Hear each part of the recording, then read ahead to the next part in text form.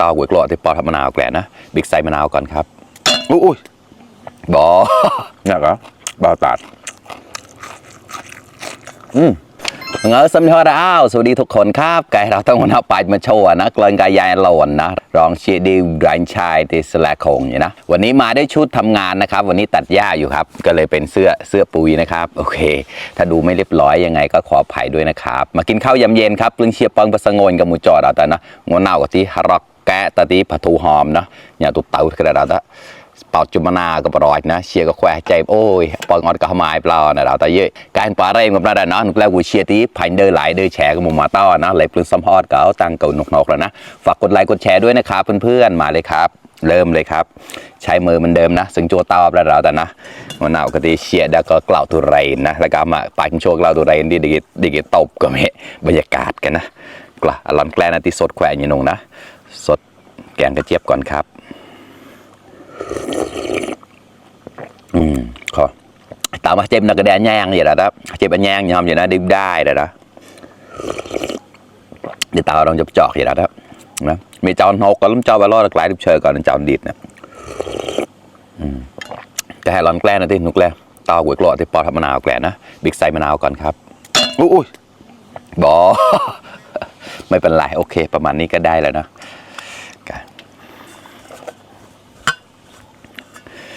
เจอรอกแกนงใส่น้ำพริกปลาก่อนครับกินกับผักลวกนะงอหนาวกับที่ข้างในบ่อแล้วนะพาวินงขยำข้าวครับมาที่ส่วนอากาศเย็นมากนะครับอันนี้เริ่มเย็นแล้วประเมได้กล่าวไปนักกอกอย่าเราตอนนั้นอยากคอยโมแจกกอกมันเยอะเชี่ยวปอนกับรอกแกอุเต่ากอกแล้วถ้าเนี่ยนะกล่าอันนับบ่อกับที่ในมองบ่อตาดแต่นะจังเจ้าเนี่ยตาดิแบบมาตำมาใส่นะครับได้ก็คำโตหมอกตุ๊ตาน้อง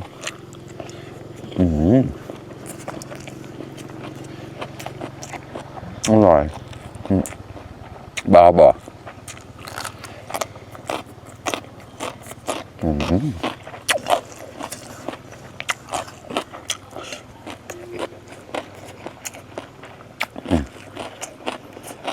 นี่แหละกวางตุ้ง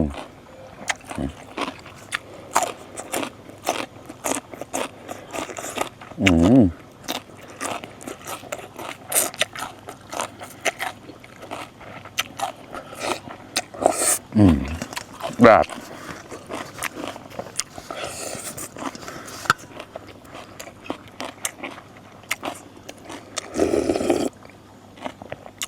ปนเอาไปโชว์อย่างโมเทาเต้ตาเจออย่างนี้เดี๋ยวเราว่าในภายในปนเอาเด็กร้อยก็คือแหละ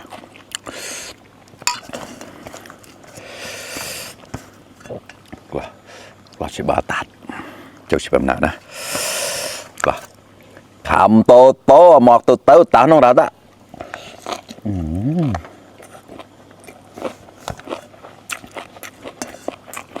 อร่อยข้าว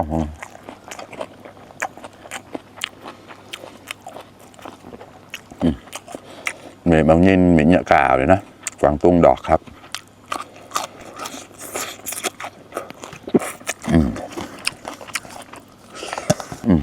ก็เชี่ยแก่เนี่ยนะปลาทูหอมตัวใหญ่มากพี่สาวซื้อมาฝากครับจากมหาชัยเนี่ยเต้ามากันนะแม่ได้ก่อนนะตั้งเตาหนูก็มาใช้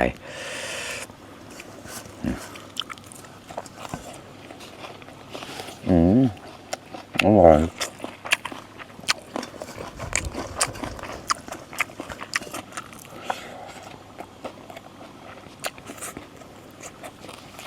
ข้อมากันแล้วยืดเดิมอยู่นี่ไม่ใช่ปลาเค็มนะเขาเรียกว่าปลาทูหอมเมย์เบื้องไม่ได้เสี่ยงไม่รู้เสี่ยงแค่ปลาทูหมอวูนะคือข้อ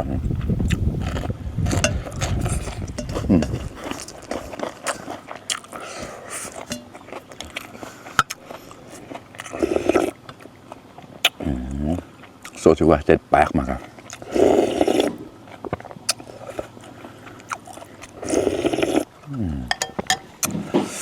อร่อยมากเลยครับเพื่อนๆนี่ก็กูเชียร์ป้อนก็มันจอดอะไรเยอะค รที่ยังไม่ได้กินข้าวมากินข้าวด้วยกันนะครับ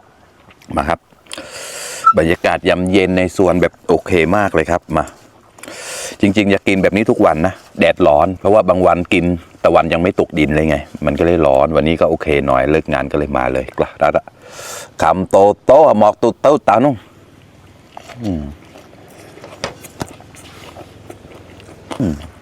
อร่อย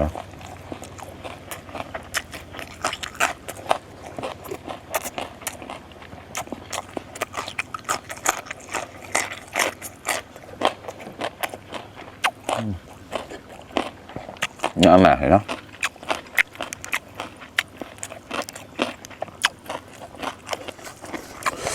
ข้อละละอร่อยมากมาครับ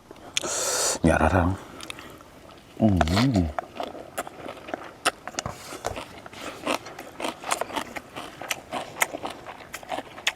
เมนูง่ายๆแต่ข้าวหมดหม้อครับปองแควะเราแล้วนะปองแควะปำนาเราชิปองออดกระหมายนะก็เนี่ยก็พร้อมกันนะ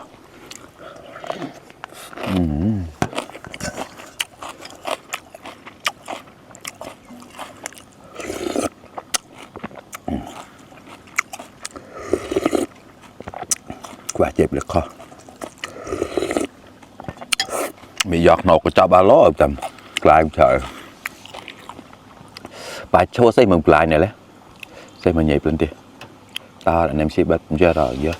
บัดตอนน่ารักเป็นทีตาละ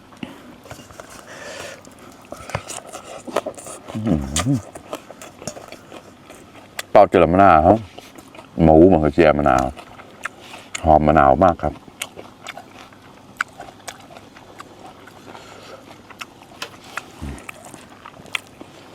ตัวซอนปลอดกันกลางเนี่ยได้แล้วคำโตโตหมอกโตโตตาโนรัดอะ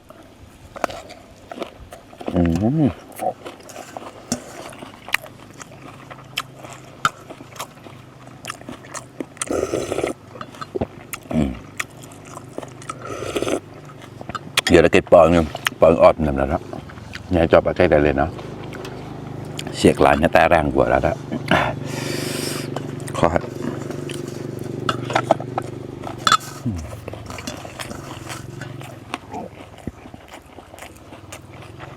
บ่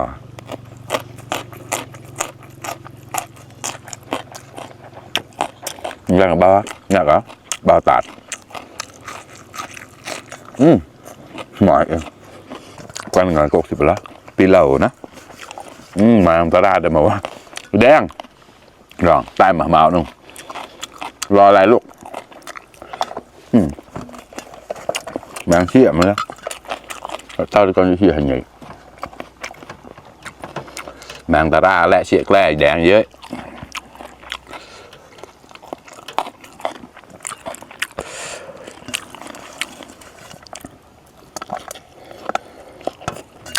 ตามมาแล้วกล้นมาอารมณ์โด่งเชี่ยตาราและเชี่ยแกล้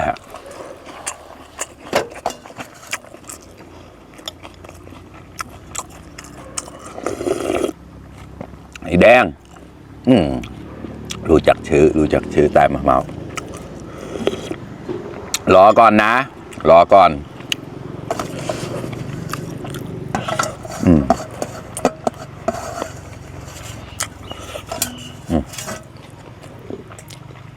อร่อยมันเลยต่อแต่เราแดงแล้วปะนะผ้าว่าขนาดนั้น